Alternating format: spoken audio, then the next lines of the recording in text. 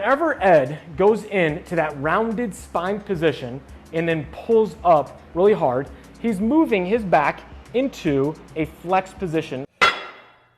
He's going to grab onto the chair and he's going to pull straight up, mimicking muscle contraction.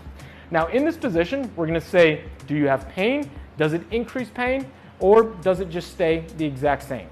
And then try to round your back, flex your spine, and pull up as hard as you can.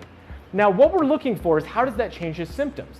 Whenever Ed goes into that rounded spine position and then pulls up really hard, he's moving his back into a flex position right here, and he's putting a good amount of stress on the back part of his spine.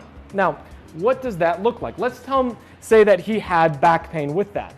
Chances are he might be dealing with something like a bulging disc. Now, here's a model from Dynamic Disc Designs that mimics what happens. So we're going to go into flexion and then add compression.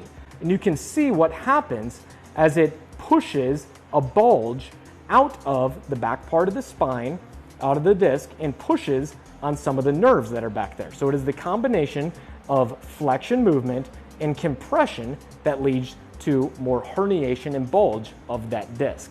So people that have flexion intolerance, so pain with compression in a flex position posture, often are dealing with something like a bulging disc. Now, if this sounds like you, let's talk about the first steps to take. We want to start by moving differently throughout our day by limiting those flexion postures that trigger pain. So if you sit a lot, roll up a sweatshirt or jacket to support your spine in a more neutral position. You'll then want to focus on moving about your hips and keeping your spine from flexing when lifting or doing simple things like picking up a laundry basket. You want to avoid exercises that load your spine and flex it like a Jefferson curl.